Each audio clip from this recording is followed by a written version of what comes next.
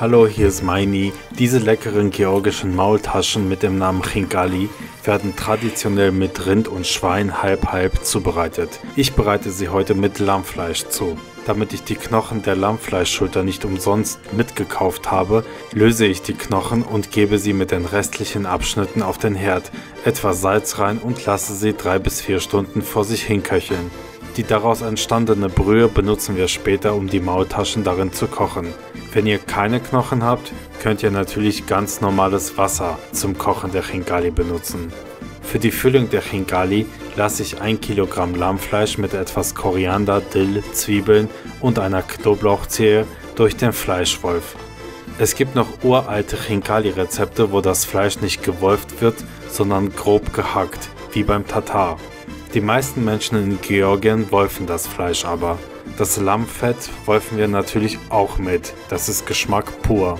Was die Kräuter und Gewürze betrifft, da unterscheiden sich die Rezepte. Der eine benutzt kein Dill, der andere mag kein Koriander oder Thymian oder Knoblauch und so weiter. Ich mag das alles, deswegen benutze ich alles. Die Mengenangaben schreibe ich euch nochmal unten in die Videobeschreibung.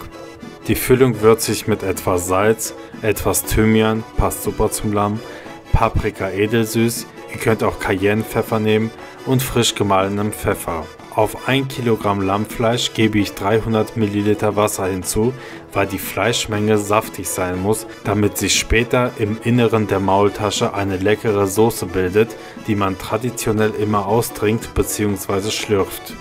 Die Füllung wandert in den Kühlschrank, wir bereiten den Teig zu.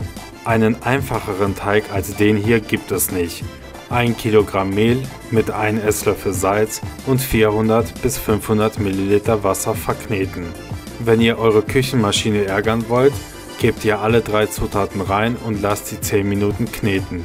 Wenn ihr nett seid, knetet ihr ein paar Minuten vor. Der Teig ist relativ schwer und wird durch das lange Kneten sehr elastisch. Wir lassen ihn dann noch mindestens 30 Minuten stehen. In Georgien wird der Teig meist halbiert oder gedrittelt und dann aus jedem Drittel werden kleine Stücke abgeschnitten und per Hand ausgerollt und gefüllt. Das machen wir natürlich nicht, weil das viel zu lange dauern würde. Ich nehme einen Teil des Teiges, meliere ihn und lasse ihn durch die Nudelmaschine. Erst auf Stufe 7, dann auf Stufe 3. Dann schneide ich mit Hilfe eines Tellers oder einer Schale gleichmäßig runde Stücke aus. Meine Teiglinge haben einen Durchmesser von 14 cm. Ihr könnt ruhig etwas größere nehmen, wenn ihr wollt. Dann geben wir etwa 1 Esslöffel Fleischmasse rein und schließen die Khingali nach dieser Methode. In Georgien heißt es, dass es traditionell 28 von diesen Wölbungen, nenne ich es jetzt mal, vorhanden sein müssen, damit das perfekt aussieht. Macht einfach Schritt für Schritt, bis ihr die Khingali oben einfach festdrücken könnt, damit beim Kochen nichts ausläuft. Wenn ihr eine gute Hausfrau sein wollt, dann müsst ihr die überstehenden Teigreste wegschneiden und damit weitere Khingali zubereiten, sagt man mehr oder weniger scherzhaft in Georgien. Die Khingali geben wir mit der oberen Seite nach unten in das leicht kochende Salzwasser bzw. wenn ihr eine Brühe habt, in die Brühe und kochen sie 8 bis 10 Minuten. In der ersten Minute solltet ihr aufpassen, dass sie unten nicht ankleben. Wenn sie ein paar Minuten oben schwimmen, dann lasst sie noch ruhig 5 Minuten ziehen. Die Khingali werden heiß serviert.